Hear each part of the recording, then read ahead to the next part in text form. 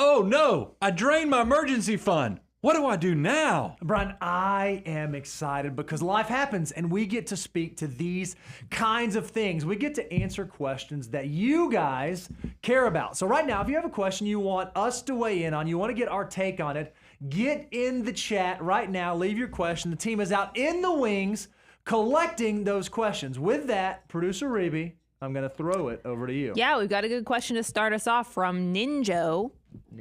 It says, I have had to tap into my emergency fund. I still have roughly 1.5 months of expenses still in savings. So my question is, do I pause my investing to save back up, or do I just not invest as much? I thought this was a great question and a great financial order of operations question. So what do you have to say to him? Well, here's what I like, Ninjo. You had an emergency fund. So first, let's start there and say kudos to you for having funds available when something happened. Now, you did not say what caused you to drain your emergency fund, but I'm going to go on a limb and assume it was an emergency. That's awesome. That's awesome that it's there. Well, now, in the spot that you sit, you have 1.5 months of expenses currently sitting in your emergency fund. Here's what makes me nervous. What happens if another emergency happens? What happens if there's another unknown that comes your way? I worry, I'm concerned that you may be a little too lean. So when I think about my personal financial situation, and I would encourage when you think about yours, you have to think about it through the lens of risk management. What are the things that are going to cause me to be too risky, or what are things going to help me remove risk? And I would think that only having 1.5 months, you know that our standard fares, we want you to have 3 months to 6 months of living expenses and emergency reserves. If you're at 1.5, I think you got to prioritize building that back up. And fortunately, the FOO can be the tool to help you figure out how and on what trajectory to do that. That's right. If you go to moneyguy.com/resources, you can download your own copy of the FOO. And this is important. I wrote down 3 quick things. First of all, it's what we think versus the reality. I think when a lot of people find out about the financial order of operations, they just assume you'll go from steps 1 all the way through 9, kind of like you're walking up steps. However, this is not the way life happens to us. Life has a lot of curveballs, has a sense of humor. It's not uncommon that you'll have emergencies, you'll have life changes. Your FOO will change over time. And there's nothing wrong if you think about the fact that you were obviously beyond step 4 of the financial order of operations, because steps 1 and 4 are your cash steps within the FOO. And now you're having to take a step back because you're back to 1.5 months of emergency expenses, or you said that's what you're spending. So now I'd ask you, go do the research to figure out, are you 3 months, are you 6 months, or even beyond 6 months? And then that's going to answer your question. It's okay to go back to step 4, put all your efforts into that. However, once you cross into, if you figure out and you say, hey, maybe I'm 3 months to be comfortable, but because I'm in a great career where I could change jobs easily, I don't have a lot of people counting on my money if there's an emergency. So I do 6 because it gives me peace of mind, but 3 would actually get the job done. I think once you cross whatever that safe harbor amount is, it's okay then to transition into this hybrid method where, yes, you are putting more towards your emergency reserve step 4, but then also you're putting money to work in steps 5 and 6 through your employer plan. But just make sure you triage so that you don't have, you're too far out on the risk spectrum. That's what Bo was alluding to. That emergency reserves is to keep you from swimming naked whenever you get into an emergency situation. I love it. No skinny dipping. No skinny dipping. That's awesome. That's absolutely right. Ninjo, thank you for the question. We appreciate you being here. Before I dive in the next question. Yeah, I was about to say, we're not going to say anything about I was about to tee you up. I was about to just lay it up for you. We were both there. You got to get to the, I wore my Good Time Rock and Roll, Chip and Joanna Gaines shirt, and I'm ready to celebrate here. And then, as I was about to say, today is a very special day, and Brian, I wanted you to tell everyone what's going on. I said at the book tour, I think we're either going to get Brian to break out in song or to break out in dance. That was close. He just started. There was some moves there. I was mad that we don't have Alexa in the studio, so I could do Freakazoid, there. But that's too bad. Somehow Alexa got kidnapped or stolen when we modified the studio, so I don't know what happened. But yes, today is officially launch day. Today is the day. Thank you. thank you for everyone. I woke up this morning, and I can't remember which one of the categories on Amazon, but we are 1, 2, and 3. I think in retirement planning I know we were 1, but I couldn't remember if the audiobook was 4. And then in investing, we were a number of those too. So pretty daggum cool. Yep. A lot of my text chains with my buddies, both high school, old neighbors, everybody's been so supportive. And I want to give a special shout out to Hunter. First review on Amazon. I mean, I've been hitting that refresh button on Amazon going, come on, don't let the trolls beat you into the review section. And then God bless Hunter.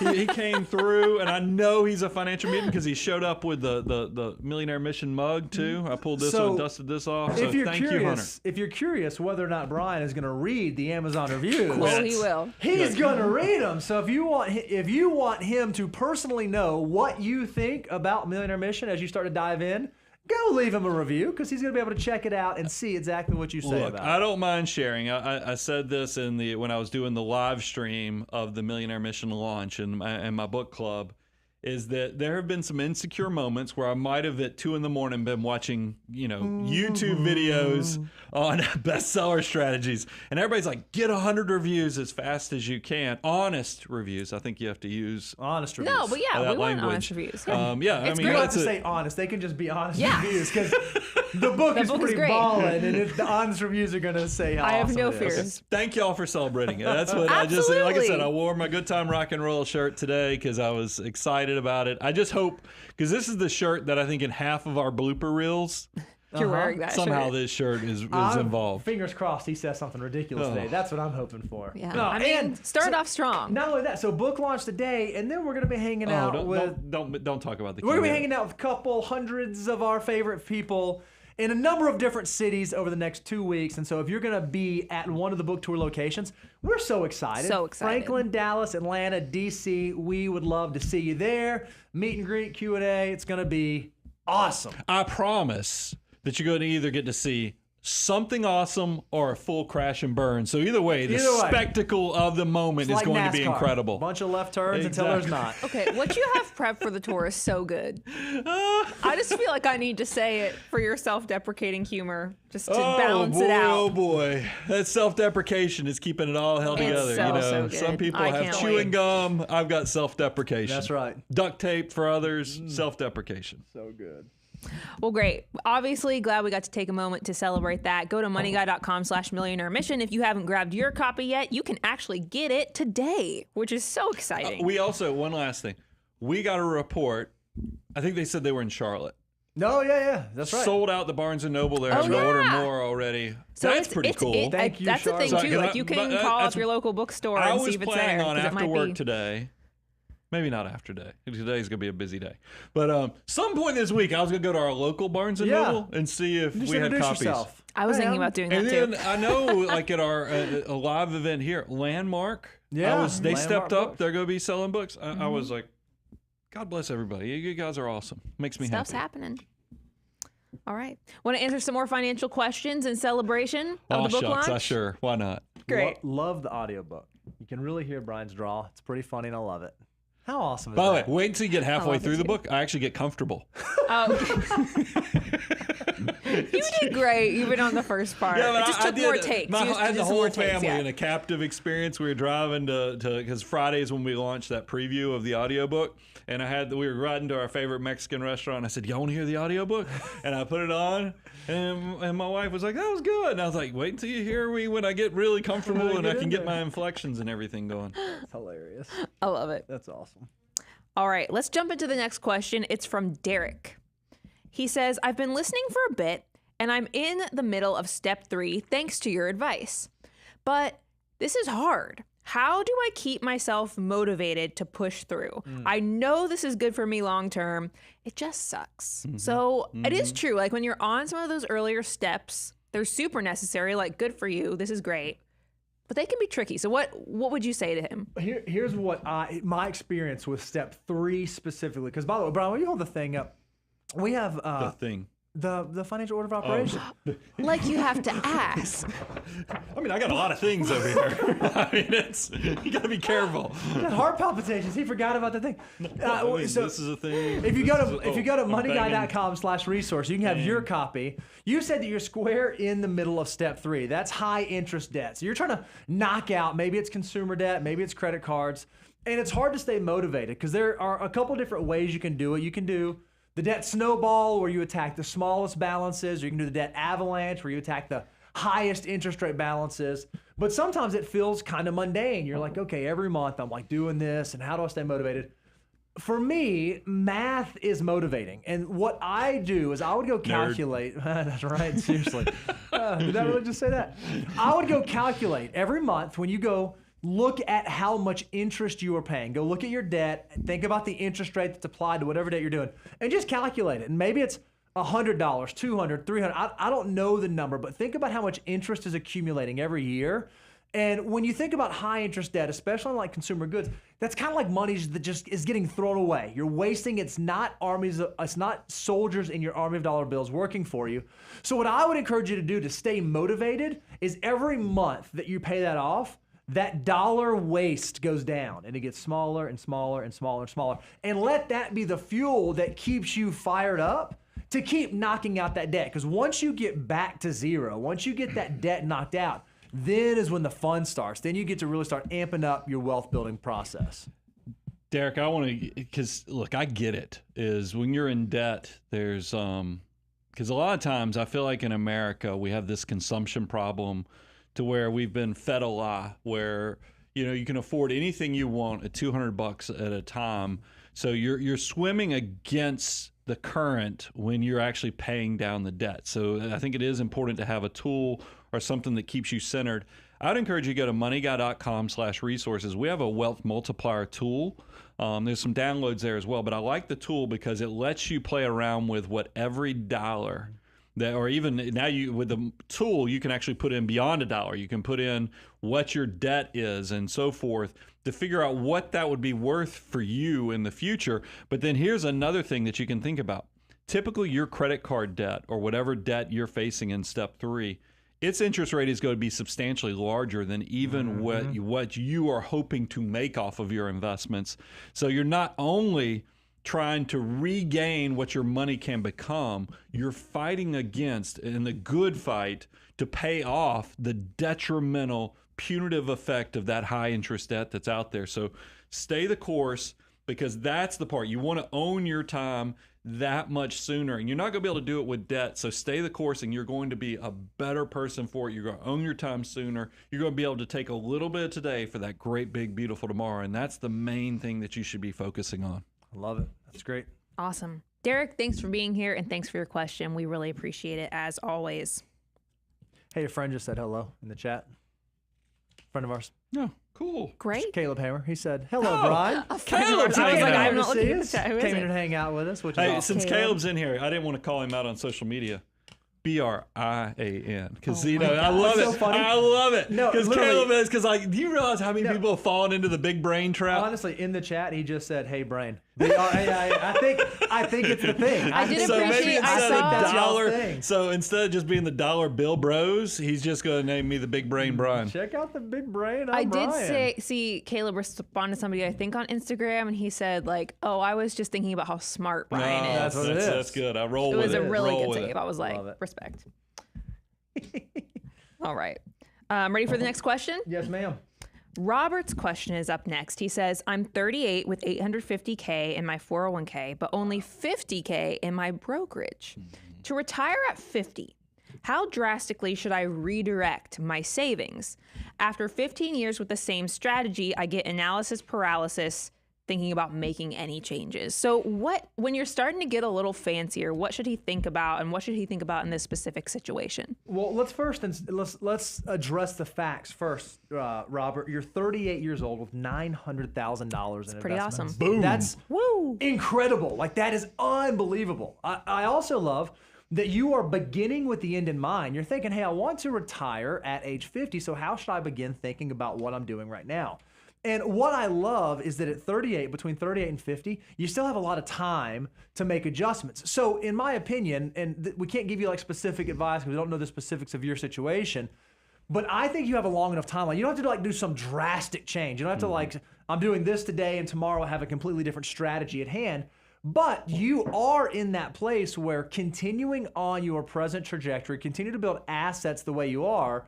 When you get to 50, you might end up arriving at this conclusion, hey, I am what we like to call retirement rich. I've got a lot of assets in retirement accounts, a lot of stuff that's tax advantaged, but when I'm 50, I can't get to it. I don't have access to the money that I need to pay for the things that I need to pay for, and so that becomes problematic. So for someone in Robert's situation, Brian, how would you propose that he think about that? How should he reframe how he's thinking about his saving strategy? Yeah, by the way, Bo is spot on, is that retirement rich is kind of a side effect for being a financial mutant, because let's face it, when you get through steps 1 through 6 of the financial order of operations, you're really leaning into all the tax incentivized versions, but it's not uncommon you're doing it sooner than most people realize this. But people get to the point where they go, man, I'd like to start paying cash for my cars. I'd like to maybe retire sooner than the typical person does. How am I going to do that since some of these accounts I can't even get access to until 55, 59? Don't panic. You're crushing it. This is you're normal for the course, but this is also why Step 7 of the financial order of operations. Step 7 is hyperaccumulation, or where you're thinking about exactly what Bo talked about. You're beginning with the end in mind. This is where we talk about the 3-bucket strategy, because this is what you've woken up to and realized, hey, all my money is either tax deferred, tax free. I'm going to need access to after tax or taxable brokerage account assets. How do I make this work? So we've actually devoted an entire step of the financial order of operations to work through this. So just like in Millionaire Mission, we talk about this, building your great, big, beautiful tomorrow. So Robert, that's how I would attack it, is look at, yes, you're probably going to need to start, since you're beyond steps 1 through 6. In step 7, we need to be very deliberate about building those taxable brokerage accounts, because you are going to need that bridge account to get you into the retirement that you planned and saved and been so disciplined for. Let's just make sure that you actually get to fulfill, because you're at that intersection of, hey, I just want to save, but then and invest. But now once you start thinking about how I'm going to use it, you've got to be very deliberate with what are the tools that are going to make that happen. And I would argue also, at 38 years old, crossing into or nearing that 7-figure mark, you're probably not like the pass-fail place. Like, okay, if I do it this way, I'm going to fail. If I do it this way, I'm going to pass. It's less about that. It's more about optimization. How do I optimize my financial situation so that for me personally, I'm able to live the life that I want to live on my terms and have my money work as hard for me as I can? This might be a great time where you consider taking the relationship to the next level, because you've not navigated that before. Okay, how do I shift from thinking about this as someone in my late 30s to someone actually preparing for financial independence in my 50s?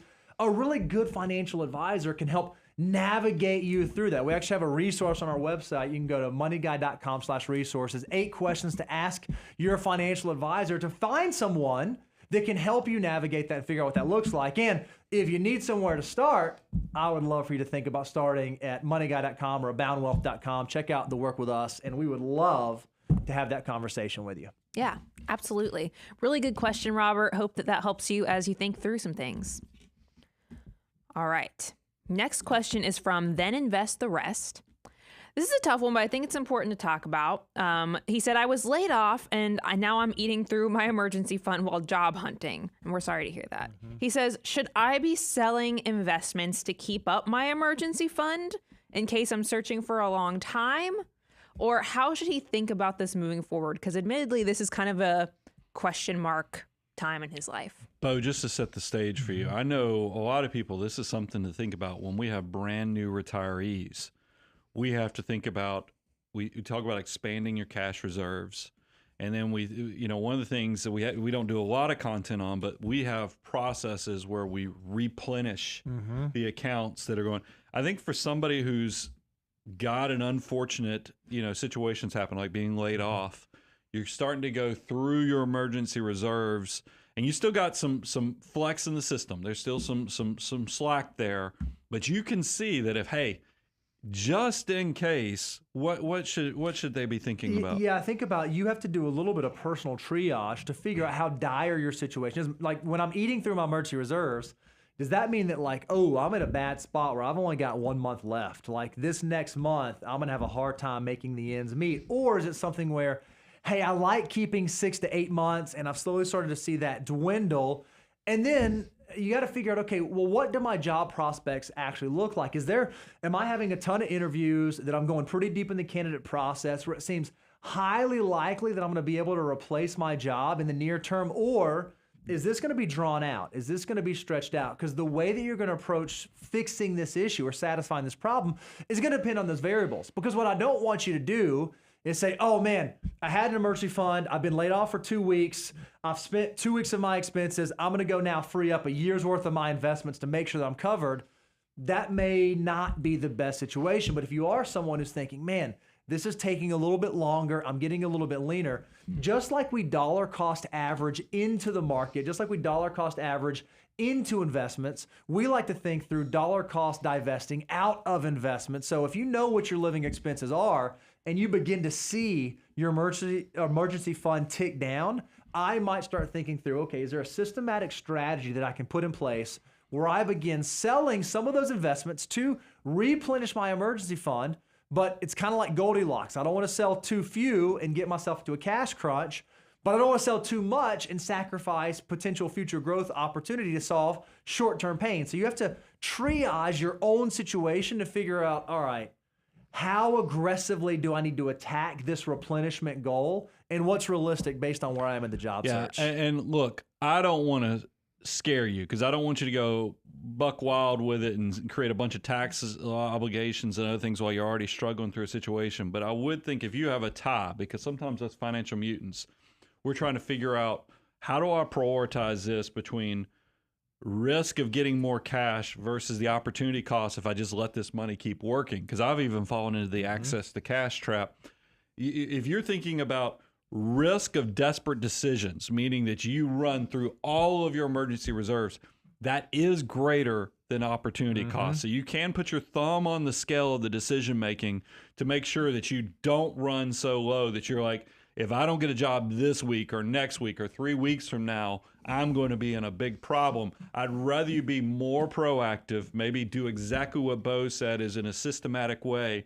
We go ahead and maybe get you another month or 2 months worth of capital from your investments to kind of give you a little more cushion. But it's all part of that triage. Just balance this. Don't wait until the last minute, because it's going to be your friend to think about, how do we avoid those desperate decisions that happen if you have to face your financial life without an emergency reserves. Can I stretch this one a little bit longer? Only because there are just two things, because it's such a hard thing going through being laid off. You have some interesting experiences, both with family members, but even as well as with friends' families who lost a job, was unemployed, and actually what was a very negative moment, a very difficult time, actually turned out to work out okay. So just because this is like a down time doesn't mean that it's going to stay there. There are pauses that can come out of this. Right? No, I mean, this is why we say, and I know we've pulled it up before already today, but people think the financial order of operations, a lot of times they think it's just going to be a stair step up. No, it's very much going to look like an EKG, or you can have setbacks in life. And I can tell you this, is that growing up in a household in middle school where my dad lost his job and lost the company car, and there was a lot of big decisions that had to be made all at once, that was tough for my parents. But me as a child, it was the best time of my childhood in a lot of ways, because my dad was always around. We got quality time together. So just because you're in a season of scarcity doesn't mean that you have to be in a season that can't be full of happiness and other things. I know that probably sounds counterintuitive, or even for somebody like, but I'm telling you, I've lived it and I've walked that life, and there might be some contrarian opportunities in there. So don't be hard on yourself. You've already got a lot of hard life things going on. Don't just assume that means that you and your family and loved ones are also going to struggle. There might be some sweetness in this moment of scarcity. Love it. That's awesome. Well, then invest the rest. Thank you for that question. Thank you for being here, and good luck. We know that sometimes these things can throw curveballs and be really difficult, so we hope that that helps as you think through this moment in time. All right. Eric's question is up next. He says, when working out calculations for retirement, they always ask about cash. What do they mean by that? Like my emergency fund, or is cash something else, or other types of accounts in this context? So specifically when thinking about net worth and retirement savings, could you clarify this for him? So this is a great question. I'll let you fill in, Bo, but Eric's probably like, so do I go pull $10,000 out and keep that under my mattress, or do I keep it access? And it's not even access to cash, because access to cash, man, there is a whole broad spectrum here, because there is, when you people say cash, there's a group of people that are probably saying, oh my gosh, these guys are saying put this under your mattress. And then there's other groups, these financial mutants that are, they think they're financial mutants, but it's the people that think, well, access to cash works. And I've fallen into this because I was a good financial mutant where I had a home equity line, or I see people who think they have a good investment portfolio, that's going to be their cash. There is a broad spectrum. So kind of answer that question. What do we mean when we say cash? Yeah, I'm curious. When working out calculations, they always ask about cash. I guess I don't know who the they is. I guess he's talking about financial like when we advisors say ask about emergency cash. reserves 3 to 6 months, he's probably trying to figure out what shape, form, accounts can that be in. So one of the things that we espouse is that not only in accumulation, but even more so in decumulation, you do need to have true emergency reserves, true cash that you can get to. And when we say cash, like high yield savings accounts, this is not like Folgers can in the backyard. This is like liquid cash in a savings account that you can get to. And we think that for a retiree, someone living off of their assets, it should probably be 12 to 18 months of living expenses. So when you look at your total portfolio, you're going to have 12 to 18 months in some liquid, principally safe, non-volatile asset called cash. It could be in a high yield savings, a money market mutual fund, money market account, any of those types of suggestions. But in addition to that, then when you look at your whole portfolio structure, you are going to have a mix of risk on and risk off, or risk reduced assets. Now, even though assets might be risk reduced, like fixed income investments, bonds, alternative type investments, I would not classify those specifically as cash. Cash are things that you know you can get to tomorrow without any loss in principal. You're not going to risk a bad day causing you to go get that money and it being worth less than it was when you originally put the dollars in there. So for retirees, we want you to be somewhere between 12 to 18, or maybe for even more conservative retirees, all the way up to 24 months of available liquidity. And then in addition to that, we also want you to have some conservative type asset base inside of your retirement portfolio. The liquidity is a big thing, because I find, and I think through time, like there's products that can get confusing. Like you hear cash value. That's not, yes, you could get to it, but that's not when that's got a different liquidity format than having money in a high yield savings account or in a brokerage account. I also think about, remember there was this whole season where staked, crypto accounts where supposedly that was an alternative for cash. Like 8 or 10% yields. And then like don't that. forget, even back before the Great Recession, you had mortgage-backed cash type options that got into a lot of liquidity problems. There's always going to be somebody who's really smart that's going to be out there marketing an alternative to cash equivalent type of investments. Just be careful. If it sounds too good to be true, it probably is. We want you to be able to get access and actually the ability to have liquid capital at your need, and that's cash that's in a bank, a high yield savings account, a liquid money market account. Don't fall into some of these fancy things that are trying to market a higher yield, riskier version, because they say, what could go wrong? Well, you'll always have accesses. I have tell you, through the Great Recession, I saw all those mortgage-backed ones. All of a sudden, they started freezing assets.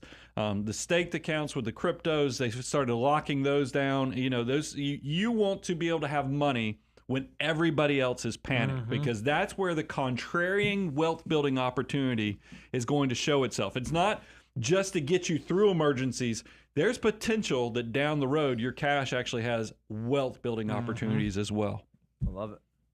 Love it. Eric, thank you for that question. Thanks for being here, and I hope that helps.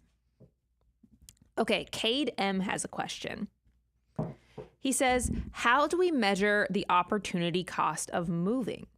After raises and promotions, our mortgage is now 8% of our gross. We save 25% for retirement and an additional 15% for other savings. We want to move closer to family in another state. Remote work enables that for us. But buying a new home would prevent us from saving that additional 15%. It might even eat a little bit into that 25% for retirement. What would you say to Kate M? All right, so his current mortgage is 8%. Yeah. Right. He said he's got 15% savings for other stuff. But it's not 8% rate. It's 8% of his 8% of his gross. gross. Yeah. Instead of exactly. 25%, 8%. Yeah. And then what was his savings rate? 25% 25%, for retirement. okay, so and then he has 15% to play with to save towards whatever he wants. Big saver, basically. high income. Yeah, Yes. this is awesome. Here's the way I would answer your question, Kate. What's the opportunity cost of moving?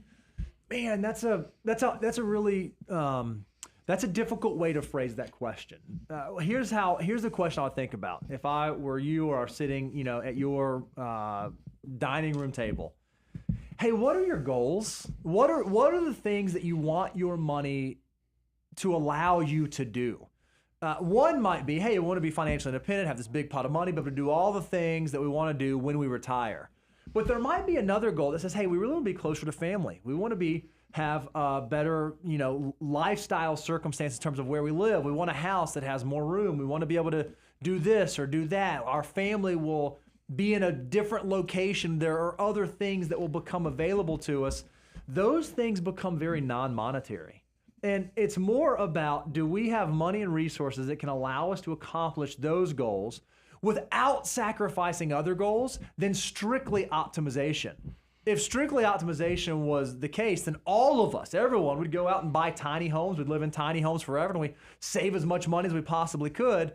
But that is counter to some of the other goals that we have. So I think it certainly sounds like you're in a fantastic financial situation, saving 40% of your income. Your mortgage is only 8%.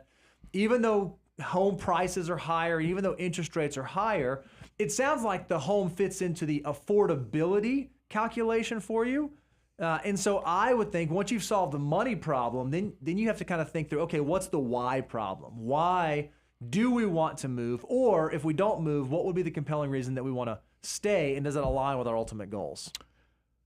I think Cade should know money is only a tool. This is why I say this. I think this is why when I wrote Millionaire Mission, I'm nerdy. I love math. I love thinking of the order of operations on how you should do money to maximize every opportunity that every dollar has to become. But I've also gotten to the age where I'm super sentimental, and I think about big decisions I've had to make in my life that were outside of the money. When my dad passed away in my mid-20s, I left kind of the corporate life I was living to go start my first endeavor. I didn't know that was going to be a great financial decision. It was more of the time I wanted to own my time so I could, because I wasn't spending time with people I loved or in the community because I was working all the time and I was making great money. But I was like, I'm going to make a decision because this is good for where I want to be with my life. It was a family and it was a life decision. I think about the fact that when I found out my youngest daughter was going to need an alternative, education because she's on the spectrum, and public school where my oldest daughter had been and wasn't in the area I was living at the time wasn't going to be able to meet her needs. We threw out the finance part of it and looked at it. I shouldn't say we threw it out because we planned for it. But it wasn't the primary driver. But we had to make a life decision based upon what was needed in that hard moment of making decisions. So I always put that out front and center. Money's only a tool. It's not, now it's necessary. Don't hear me wrong. That's why it is a tool. It's a necessary tool, but it's not the center of all your decision making. And this is why if you want to take the difference between a plan and a dream, put on your 3D glasses. And what I mean by that is I actually literally, when you have a scenario like this, I want you to write out 3 different versions of how you think life is going to work out if you do this. And actually put pen and paper or bring out your Excel spreadsheet or your Google Sheets and actually do the math and do the planning. And that's where, here's the 3Ds. you've got your dream plan. This is, man, everything worked out exactly like I wanted it to. I'm spending more time with my family. I'm meeting my financial goals. This all worked out beautifully. Then I want you to do the down to earth. This is what you actually think will happen. This is the reality. Yes, there's going to be some hiccups, some speed bumps along the way.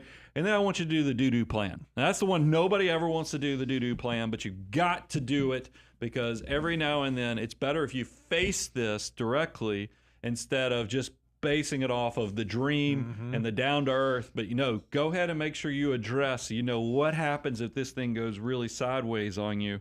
But once you do that type of homework, Cade, then you have conversations with your loved ones and you have to choose your point and you have to figure out what you're going to do to maximize his life because you only get one. And I want you to do it well, but don't dream, actually create a plan so that you do this and you don't have regrets later. That's great. Great advice. Cade M., thank you so much for your question. I really appreciate you being here, and I really also hope that helps. Brian, you know what Trevor said? What did Trevor say? He said, book release day. Woo! Got my copy last night. He didn't say it like that. He said, woo! There you go, little Ric Flair. I don't think it was a woo. That's right. You did it right. He said, I like it. Got my copy last night, started reading, already almost halfway done. Nice. Then all caps, it's incredible, Brian. Love Boom! it. Right? That's Put that so on good. Amazon, right? Look at that. I'll share with you guys. I talked to my mom over the weekend, and I'd sent her an early copy because Okay. I felt like, and she told me, she's like, I felt like you were right there with me and going through it. And she goes, and I cried so much at the end because the last chapter is how I deal with my money, and there's stuff about my childhood and stuff. So it was kind of sweet. So That's I amazing. appreciate them sharing that stuff. That's super sweet. I love that. I'm jealous of these people. My book isn't coming till tonight, it said. I know. Mine I'm like, didn't show where up is yet it? either. People already got theirs. I will tell you, that's my biggest insecurity about this thing is I did put a lot of, because I wanted to teach through experience shares and illustrations. There's a lot of stuff about what I've learned managing client money too, but it's also my own journey from humble to having abundance. But you start thinking about, especially as you get launch day, you're like, oh my God, did I really share that much stuff? Oh, let's just hope the public doesn't destroy me for sharing some of this. But so far, so Nah, good. it's good. I love it. It's And good thanks again, stuff. Hunter, for that review. Oh, I know. You guys know. I came in this morning, I thought, nobody's leaving reviews. we're like, Brian, And they then, literally just God got bless them. Hunter, because we're in that content meeting, and I'm like, there's the first one. Dance floor's open. Oh, I love it. Okay, you want to do a couple more questions? Let's do it. Financial questions from the hopper. Yeah, we've got some good ones left. So let's go to Dakota's question. It says, when me and my fiance think about the 25% rule for buying our first home, should we include things like bonuses, shift differentials, or extra pay in our gross income, or should we be really conservative and just go base pay? Man. How should you think about Well, this? here's what I want to say to you, Dakota. I'd love, one, kudos to you and your fiance for having this conversation instead of just rushing in, thinking through affordability. Because we know that homes over the last couple of years have reached in terms of like historic affordability, they are not incredibly affordable relative to history. And so good on you guys for like thinking through, how do we approach this? How do we do it well? The way that I'll answer your question is, of course, we would love for you to be conservative. We'd love to say, okay, let's just, only count the eggs that have hatched. Only count the things that you know, the bird that's in your hand right now. And that's going to put you in a good spot. Unfortunately, when it comes to housing right now, that might be difficult. And so it may make sense if you work at a job where you know there's a high probability of a bonus at the end of the year, that you factor that in. Or if you know that you're going to work harder so that there is a shift differential so that you do get paid overtime. I don't think it's crazy to include those, but I want to caution you against getting too aggressive. Because if what you do is you work 22 hours a day, every single day, to get your income as high as possible, to get the affordability to where you can finally afford the house, what you've done is you've set yourself up that you have to stay at that pace. You have to live at that level. You have to stay at that clip, and that might not be sustainable. So I would say, in the ideal world, be as conservative as you can. That would be kind of like the ideal.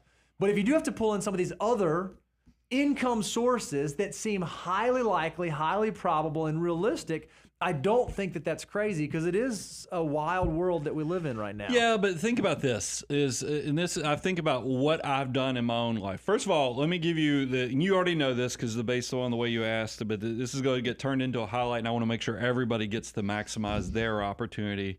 The first home purchase, we already give you a lot of grace. We tell you instead of the traditional 20% down that all the other financial people tell you, we've never had to change our rule. We've said this is a dirty little secret of personal finances. Most people on their first home, to get on the home ownership train, only put down 3 to 5%. I did that. I think Bo did same. somewhere around there.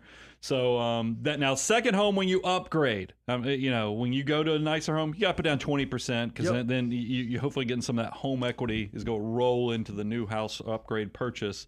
But here's the second thing. I want you to put on those 3D glasses. Is because there's shades of how strong your situation is. It's because there's a lot of good jobs out there. There's probably a 70 to 80% chance you're going to get a lot of those bonuses. It's just built into your compensation structure so that you have skin in the game to keep you motivated. But you're going to probably get, that bonus is going to be paid out because it's just how your compensation is structured. But only you are going to know that answer. So how do we bridge to know what the right answer is? And that's why I love the 3D glasses, is because it lets you do a plan where you're doing 3 separate plans. Remember, I've just gone over this, is that the first D is that dream plan. This is where you hit all your bonuses, you keep getting the promotions, everything's rocking and rolling just like you had planned. This thing is smooth operating. Then you've got the down-to-earth plan. This is what you think is going to happen, where maybe you get a bonus one year, but maybe next year or 2 years you didn't get the bonus. You've got a plan for the down-to-earth plan as well. And then don't skip the doo-doo plan. That's the third one. That's the one where everything goes wrong, where maybe you're in a sustained period where things didn't work out. And then I want you to look at yourself and ask yourself these questions. Am I willing to do the extra work to survive the doo-doo plan? Because maybe this means one of you is going to be doing deliveries for Uber Eats. Yeah. Or maybe you're driving around 11 o'clock in Nashville to give all the drunk people rides home through Uber. I mean, there's things that you can do. You either have to spend less, you have to make more. Well, if you're taking on more expenses, you can't spend less, so you have to go make more. What are you going to do? And if it doesn't work when you look at the doo-doo plan, then you've got to make a bigger or maybe a different decision. I just don't want you to skip the steps, because I hate just saying don't be so tight that you don't make a chance when there's probably a 70 to 80% chance that you're going to be okay and it's going to work. I don't want you to not make a decision and be frozen. I'm just saying address it, look it in the eye, and make sure you have a plan, and then you can feel more comfortable about the situation. That's great.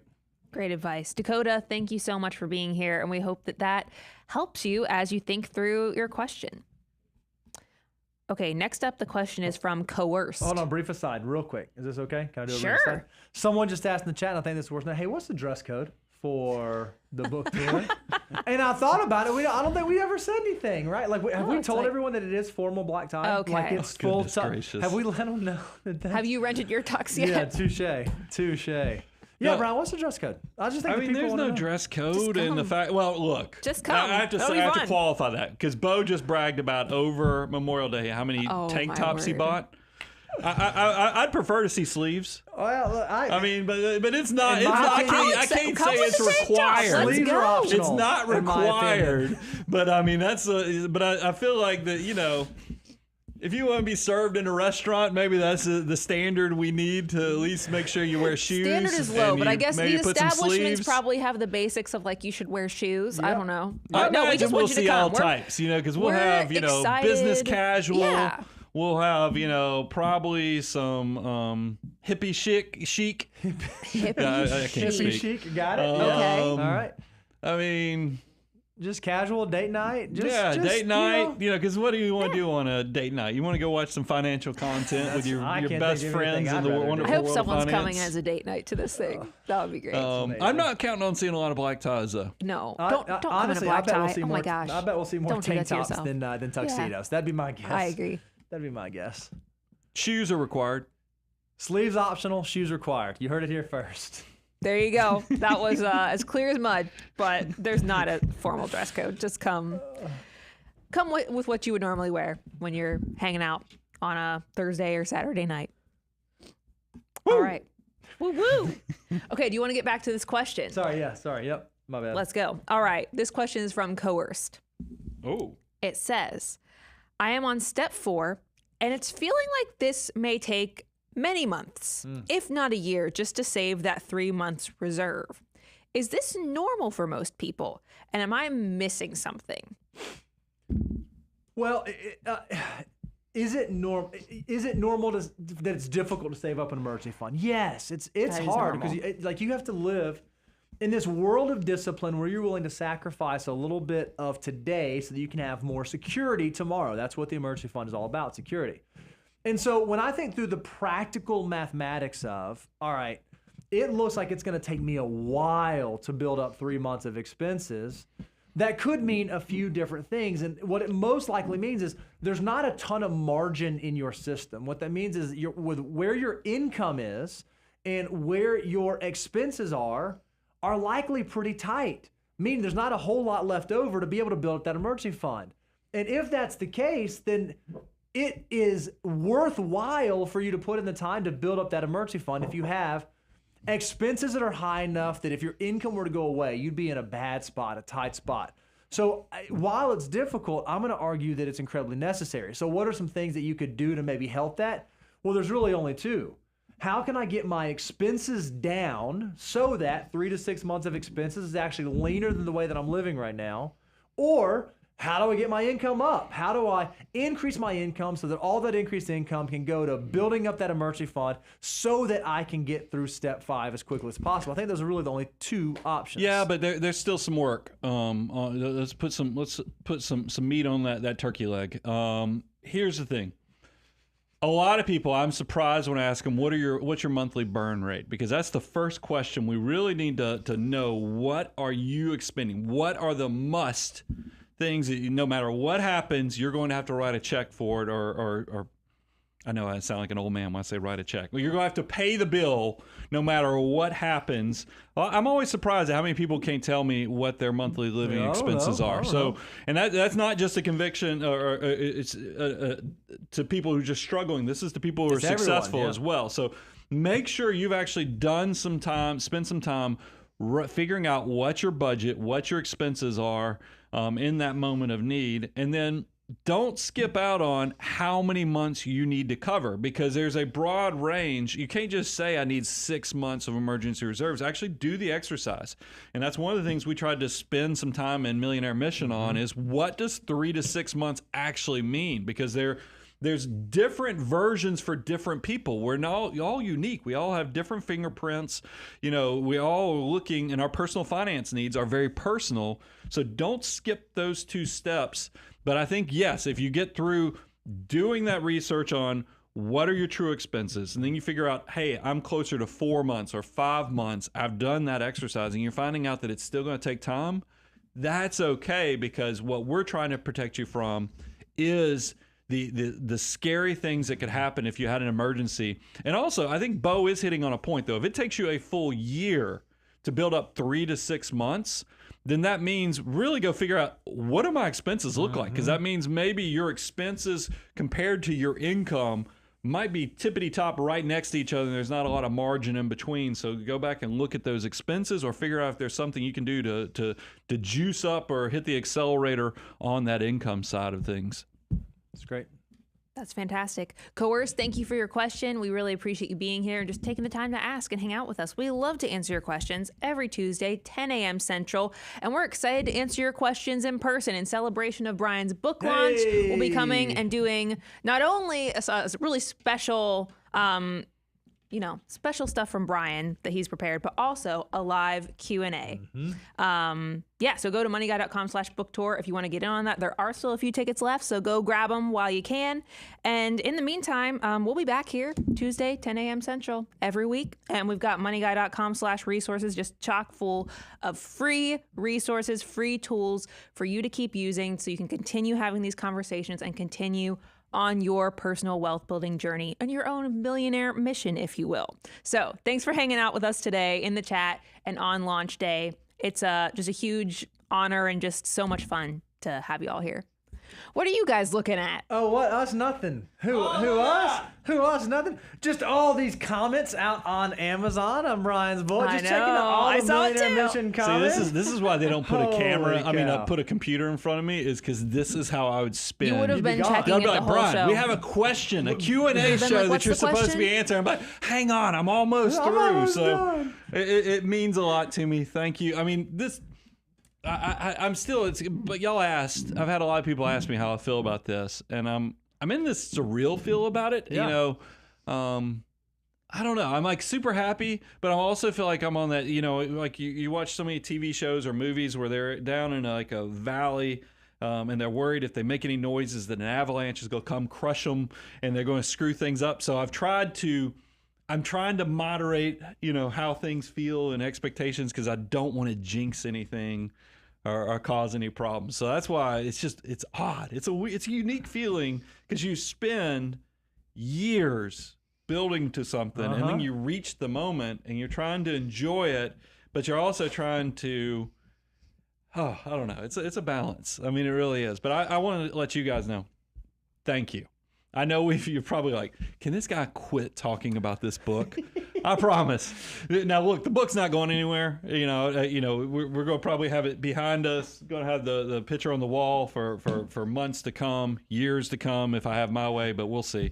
But it's still one of those things where I do thank you guys for going on this journey with me. It means a lot. I talk about that there's a better way to do money all the time. Well, this is the actual instruction manual where if you've ever wanted, and then also some of you, it's easy to go download at moneyguy.com/resources, the actual 9 steps. You're like, I don't have to read the book to get the 9 steps. Yeah, but if you want to know the origin story, the experience share on where all these things came from, or even the why, because one of the things I was so happy about is like when I get to debt freedom, step 9, I lay out 3 charts together that I really feel like after I did it, I was like, man, that's a pretty, open, closed case for why this is the better way to kind of navigate that part of the process. And that's just been very rewarding for me to kind of put it all together. And I know you guys are probably tired of us talking about it, but it does mean a lot to go on this journey. I'm looking forward to seeing everybody on the book tour. Scared to death.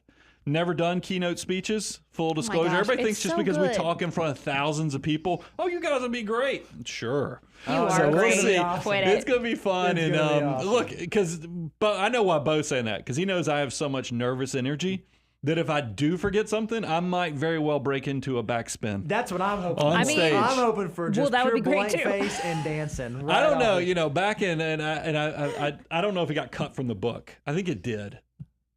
I was talking about I used to do the centipede, or what is it when The you worm. do the worm? The That's what centipede. It's where you just crawl and back when breakdancing was a thing. I used to, but I don't know that. I think I might have a little too much heft to me now that I would I don't know if my arms could hold the weight if I tried to dive into it. I say if we hit #1 bestseller of all books, we No, get Brian but I to do a don't wanna- live stream of doing the worm. Trying the to centipede. avoid cracking a hip at this young age. So we're not going to do that. But in all seriousness, thank you. This means the world to us. I put Boba Fett up for one more ride around the block with the Millionaire Mission mug. I love that when Hunter posted that first review, he also put a picture of his Millionaire Mission. So top of the morning to you, Means he Hunter. was an early pre-order, which we love. That means a lot, but y'all can tell I'm sentimental, having a blast. Can't wait to meet all my fellow mutants. Go check it out, moneyguy.com/book tour. Also, if you want details, go to wherever you're buying. You can buy books because I'm hopeful that we're about everywhere. But it's been fun, and I'll quit rambling. I'm just excited. Glad to be on this journey with you guys. 18 years and counting, and now looks like we're on the road to becoming a best-selling author, which is something I don't take for granted. So thank you so much. I'm your host, Brian Preston, Bo Hansen, and the rest of the Money Guy team. Millionaire Mission, Money Guy team, out.